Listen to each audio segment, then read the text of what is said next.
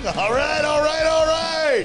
Hey, everybody. Hey, welcome to the channel. It's an amazing day, and it's a freaking hot day. Super hot, super crazy out there. It's like 100 degrees right now. And we're so glad you guys are here. Thanks for showing up. You know, I got somebody super important to me that's on the show today. His name's Jason. And, you know, 10 years ago, I had a giant hand in saving my life. And I'm super grateful for that. You know, I was out there struggling, just got out of prison, was on a run, shooting heroin, speed, and I just didn't know what to do. And I made a call, and Jason said, don't trip, Danny. I'm going to take care of it. And the next thing I knew, I was going into detox. I didn't know that was going to be the last day that I was screwing around. But, yep, that was 10 years ago. And thank you, brother. Amazing. Thank you, brother. It made a humongous difference in my life. Yeah, like, thank you. Crazy to see where it's gone. You know? Yeah. Heck yeah. And we wanted to talk about, you know, something that, you know, we have these good, deep, rich talks. And we were talking about the disease of addiction, the disease of obsession, you know, the spiritual malady. And you had said that it's almost like this entity that's inside of us. And that made that just compels us to destroy our lives. And it's like we have this idea that like, hey, I want to have a happy life. I want to do good stuff. And this thing inside of us says, yep, we're going to do good stuff. Snort this, smoke this, poke this shit in your arm, and we're going to have a great time. And the next thing you know, we're miserable, right? Right?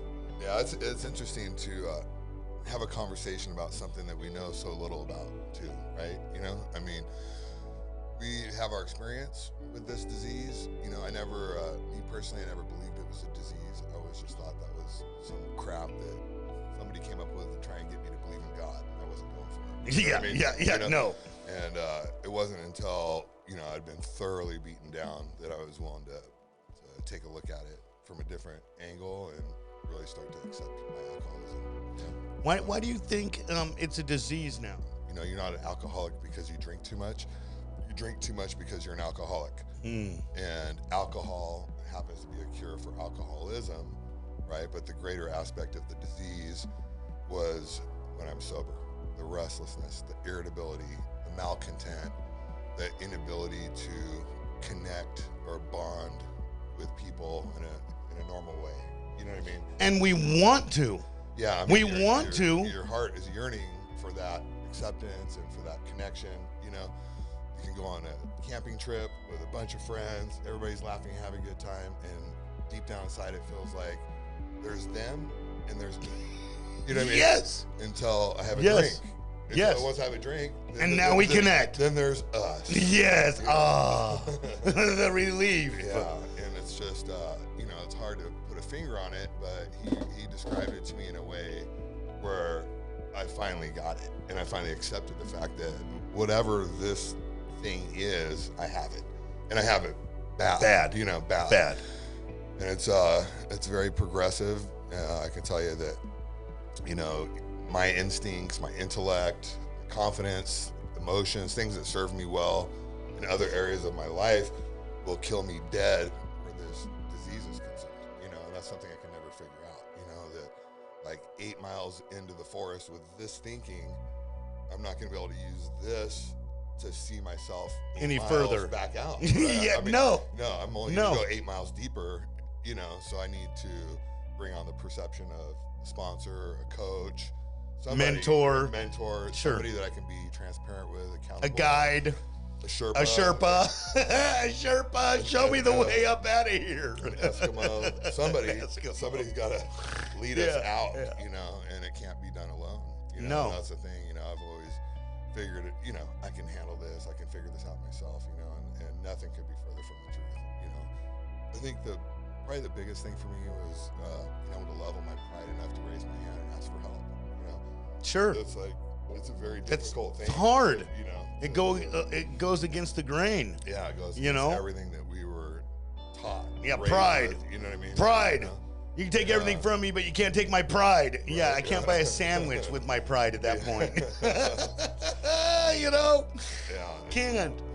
You know, I was thinking about the disease, and the concept of the disease it really made sense to me because a disease is a thing that it's like cancer or diabetes or, you know, and I used to think, I go, well, the disease of the mind, this just doesn't make any sense. Like cancer is a disease, you know, diabetes is a disease, spinal meningitis is a disease. Like this is just, you know, wrong thinking or something. Right. But what really made sense to me and had a lot of clarity was that, so a disease, when cancer starts, it's like one cell in your body and it gets a little bit bigger. But while it's that one cell or 5 cells or 10 cells, the host is able to function normally. Everything's fine. You can function, I don't even know it's there. And then it keeps getting bigger and bigger and bigger. And eventually the thing starts destroying. It starts destroying the liver, the kidneys, the lymph nodes, the blood, the bones, the brain, you know, the colon. It starts destroying stuff. And it destroys things against the will of the host. Right. The host, yeah, so the host is like, I don't want this thing to be destroyed. And then that person, the host, is able to function poorly now because they get sicker and sicker and sicker. So I think of the disease of addiction as when it starts, it's really small. We're having good times, we're drinking, we're using, we're partying, we're having a good time, everything's functioning, everything's manageable, and then it gets bigger and bigger, and then it starts destroying. It destroys relationships. It destroys houses, homes, children, cars, family, opportunities, careers, and then it starts destroying your dignity, your hope, your courage, your joy for living. And the deal is that it's against the host's will. I didn't want to lose my freedom. I didn't want to lose my job. I didn't want to lose my career. I didn't want to lose the respect of my family. I didn't. I tried everything to hold on to that. But this thing kept compelling me to destroy stuff. Right. So that's what really made sense about a disease. Right. It's interesting. Yeah. I mean, this thing is, it's invisible, right? So, I mean, you can go to a doctor and get an x-ray, a CAT scan, and they're like, you're fine. You know? Yeah. But, you know, you're like, hey, how come you can't explain to me why I want to kill somebody or kill myself, right? Yeah. Like, my head's like a beehive. It won't stop, right? Yeah. You know what I mean? I'm just malcontent, unsatisfied no matter what. Wherever I'm at, I feel like I should be somewhere else. And once I get there, I feel like I should be doing something else with somebody else, right? Yeah. And it's just a unquenchable thirst. It's a constant state of apprehension and dissatisfaction.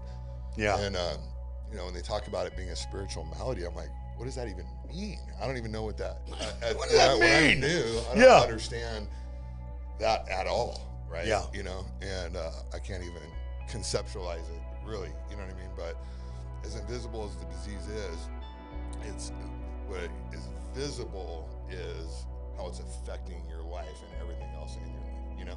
Just like God is invisible, and you don't believe it until you see the effects that it's having on your life and the people in your life, and you know what I mean? Ta-da! You know, all of a sudden everything's Right. connecting and making sense, you know? But it is interesting because you can't see it, you can't feel it, and you really are in denial of it. And it has a way of getting you to change stories in your mind, you know what I mean? Where like something will happen where I clearly have a huge role in it, you know, but once I reframe it in my mind through this disease thinking, I come out being the hero, you come out being the villain, right? Yes. And then I share that story with 3 other people who all buy into my perception of the story, Yeah. and then it's the gospel truth. Bam! I'm There like, it is. they're- Validated. They're doing Yes. this to me. Yes. You know what I mean? Yeah. You know, and like the story of my life coming into AA, it is very different than the story of my life today, which is the truth, right? Absolutely. You know, and I had to unravel those narratives. You know, I had to unravel. Well, you I know, think my self-image, self-worth, things that I think we were were giant important to me, victims. You know what I mean? Like before, I was a giant victim. It was the world crushing me. It was, you know what I mean? It was this person that wouldn't help me. It was this family. It was my mom, my dad. It was my childhood. And I become a victim of all of them. It has nothing to do with other people, places, and things. And this is taking true responsibility. It is, yeah. Sure. And being able to discover where you made a decision based on self, which later placed you in a position you were in, right? Being able to trace it back to yourself is the key, right? Because Sure. if you think it was just them that did this to you, you'll never be able to overcome it. No. When you realize, oh, wait a minute, I actually started this ball rolling and it ended this way, and that's just another person's reaction to my selfishness, my self-centeredness. You know, Yeah, what you do we can take ownership? What do we always say? All these problems that are coming at us, all these problems that are coming at us, like, oh my God, this isn't fair, they're actually coming from us. They're all coming from us. They're coming from us. Yeah, I We're love making that. these problems, you know, I love based that. upon our fear. You know, Right. our fear, you know, Yeah. we were talking about spirituality. Spirituality to me is quality of spirit. The Right. qualities of spirit. And the qualities of spirit are, you know, love, joy, compassion, you know, integrity, honor, decency, kindness. These are qualities of spirit. So to me, that's spirituality. But also the other qualities of spirit: hate, anger, fear, resentment.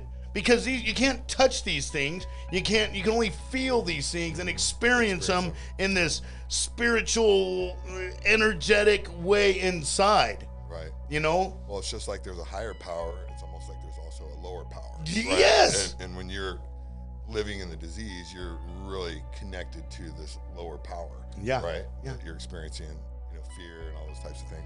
And it is a power. It's a superpower. And it is almost an attractive power when you're in there. It is. Like hate. Right. I mean, pride. Like, fuck this, fuck that. I mean, that, you know? Like screw you. Yeah. You know what I mean? It's like this power. And it almost like feels like courage. Right. It does. Yeah. And it's- very elusive and, you know, And it's harming. it's harming. It's interesting too how this disease is more powerful than the love a mother has for their own children, right? I mean, I know plenty of women who are like, I would do anything to keep my kids, but I can't do it. You know what I mean? Yeah. No matter how much I love them, right? Yeah. This thing is bigger than me, you know? And you just see it, you know, in the lives of the people that, you know, we're on the front lines, so we see it. We're on the front lines every day. day. You know? And it's hard to express these ideas to people in a way where, you know, where they can really, you know, Grab not a hold just of it. intellectualize it, but really feel it in their heart. Like, Feelings. hey, you know, Feelings. yeah. Feelings. It's interesting. You gotta about fear. feel it. You do. And fear, I never thought I had fear.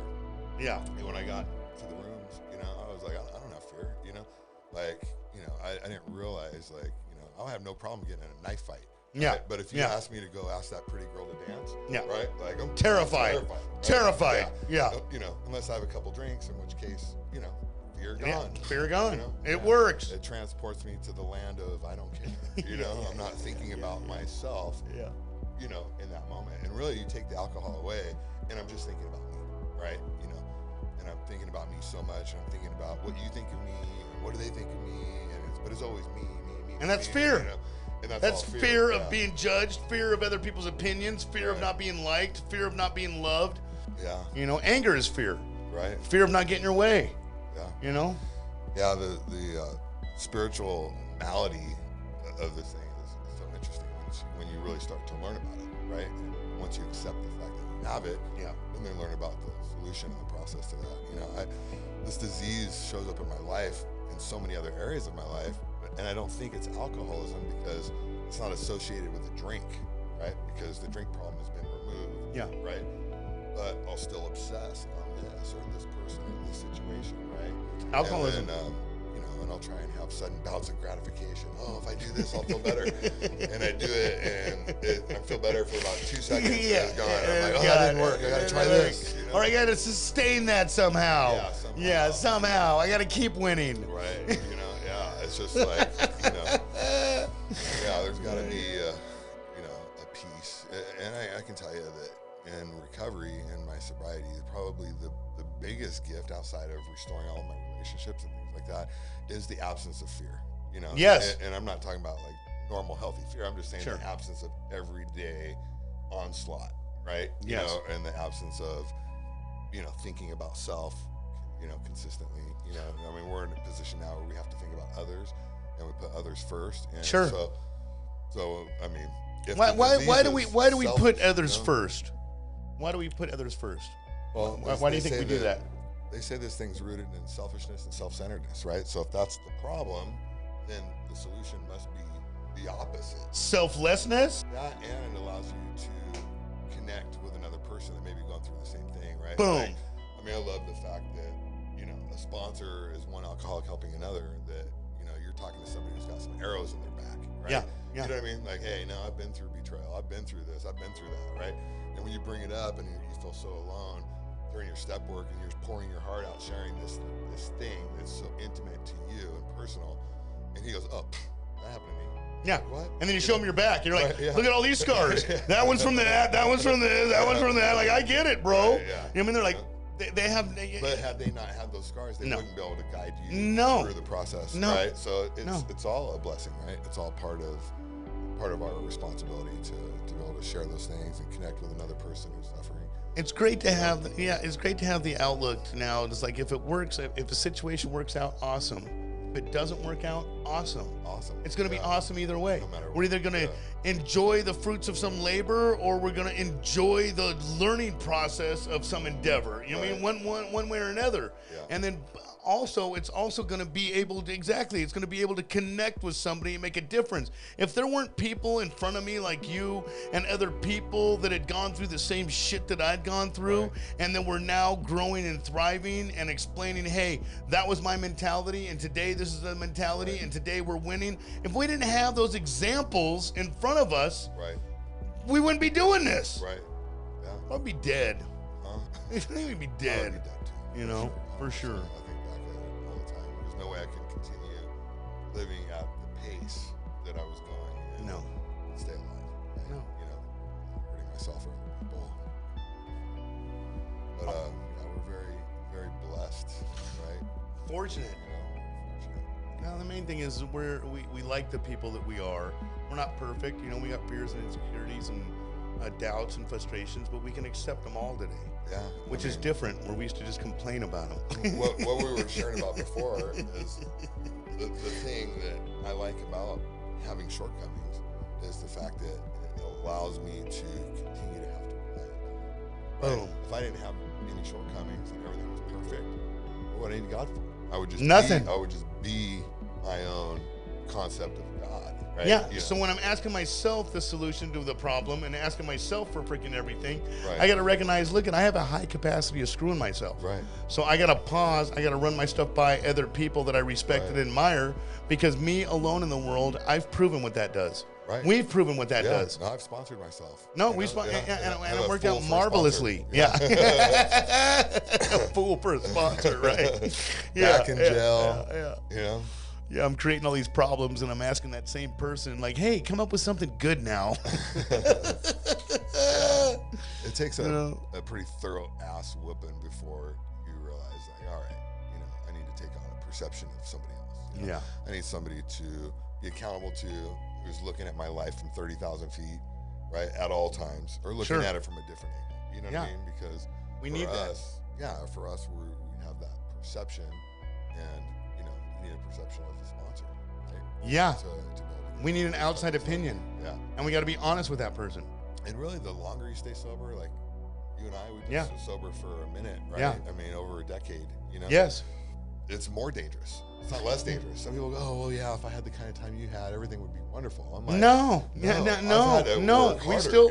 The disease is sicker once the alcohol problem's gone, Yeah. right?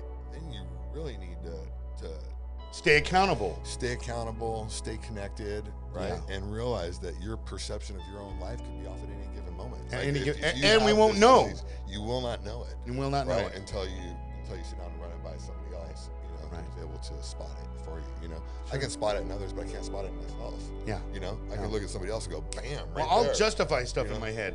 Oh, I'll yeah. justify and rationalize, and I'll come up with a million reasons why a bad idea is a great idea. Oh yeah. You know, and then I run it by some people, and they just laugh. Right. Like, really? Really? They're like, no, I really thought it was a good idea. Yeah, no, I know. It happens to me all the time. Yeah. You know, which thank God for accountability, right? Thank God, You yeah. know, and Yeah. the group of men that we're associated with. Yes. I mean, I look up to every single one of them. Yes. Right. You know what I mean? I mean, these are powerful guys that we get to be a part of that group. You know, Yeah. that's a huge. And every blessing, person in you that know? group is growing and thriving. Right. Oh yeah. You know? Absolutely. Yep. Yeah, we're surrounded by winners. You know, I feel like I've just got a board of directors of straight problem solvers on my life today. You know, Big time. You know, and so I can pick up the phone, contact any one of them, and I know I'm going to get sound advice. Yeah, I know that what they're sharing with me is the truth, right? And that the direction I get is something I need to take. Really, take a look at. So I don't look at it and go, oh, okay, that's a good idea. Let me call this person and see what they're going to say. No, right? Or we people go down the line. I mean, no, and then finally some person says, "Ooh, that's a good idea." He's like, "See, I knew it all along." You know, I knew it all along. Yeah, we don't do that. No, we got to run it by. The benefit of having a common solution, though, sure, right? You know what I mean? Like we have a common solution. I can call you, you're going to give me an answer. I can call somebody else, I'm going to get the same answer. When I call somebody else, it's going to be the same answer. You know what I mean? It's a very consistent solution. It's not like it changes from this person to that person, right? It's a process that we've learned. And you know, and so we're able to spot it. We're able to isolate the challenge and run it through. And overcome it. Just like the saying, no one of us is as strong as all of us. Right. You know? Yeah. Us alone, me alone by myself, trying to figure out my own problems, I'm worthless. Right. No. But me with some people that I respect, admire, some people that hold me accountable, we could be something. Right. Together. Yeah. Together. You know? And that's probably one of the biggest mistakes people make also, right? You know, outside of the fact that maybe they still think they're bigger than the game, right? Sure. And they might have to go out and try some more controlled drinking or whatever, you know? Yeah. But once they get to the place where they're done, and they're ready to take some new, unselfish, constructive action. Beaten into a state of reasonableness? Yeah. Yeah. Being able to, you know. Sure. And, you know, they talk about, too, like, you know, acting our way into better thinking. You know, I've always liked that, too, because when you're new, when I'm new, I had to take a lot of actions I don't believe in yet. You know what I mean?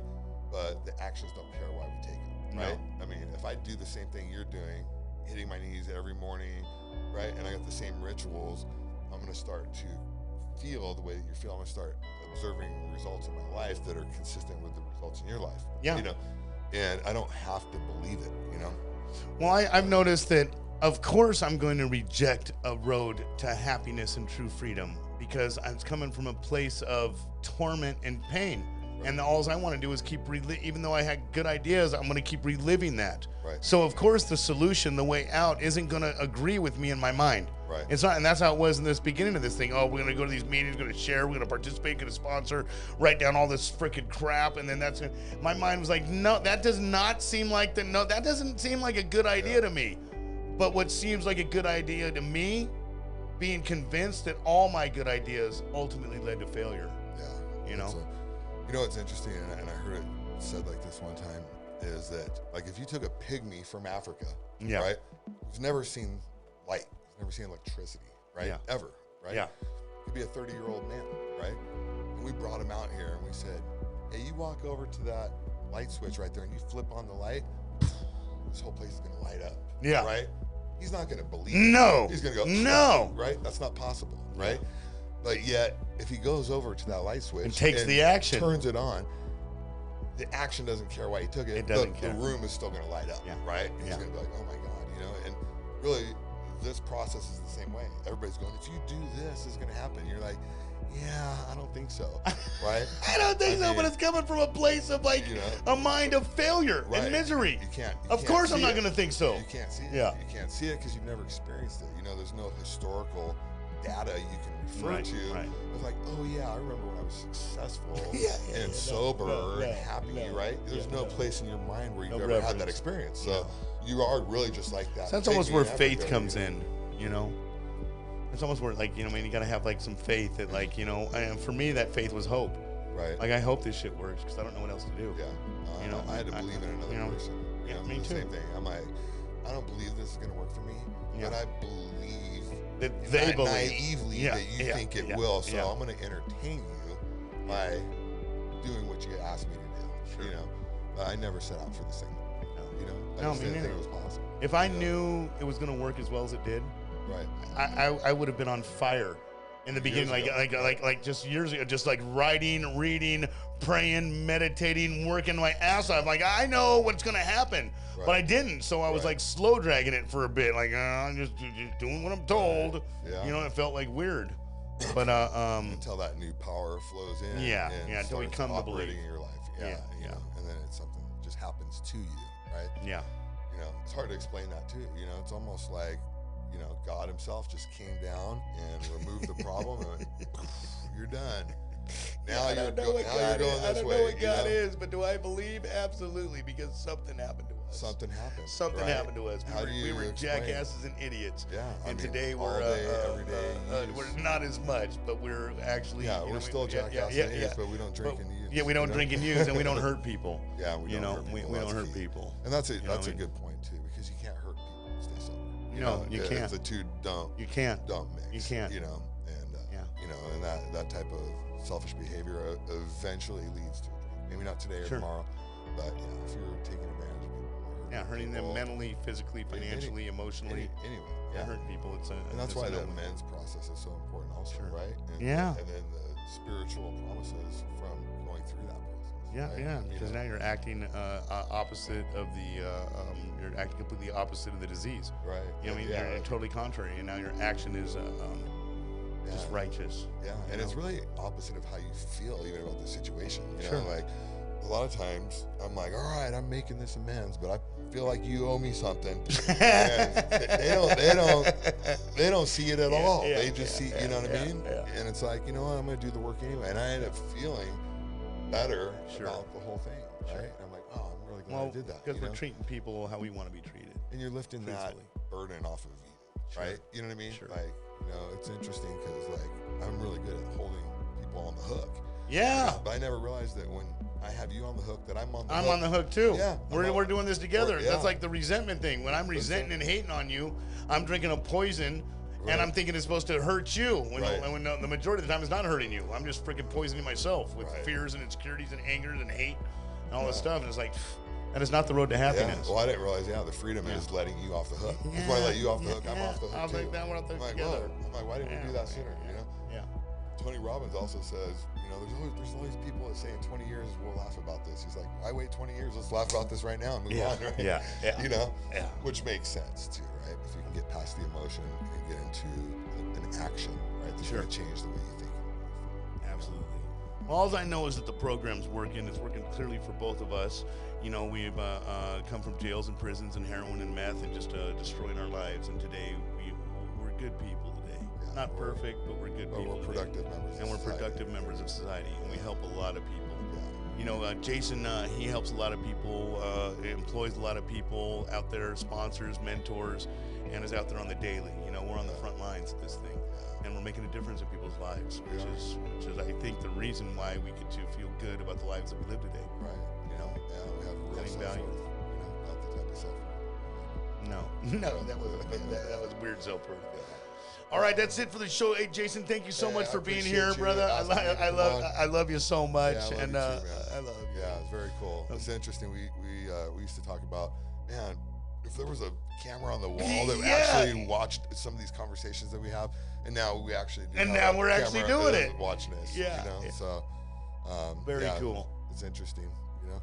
All right, Sure. I love you. I love you too, brother. Okay, that's it. That's a wrap. Thank you, guys. And every Saturday at 9 o'clock, we post a new video.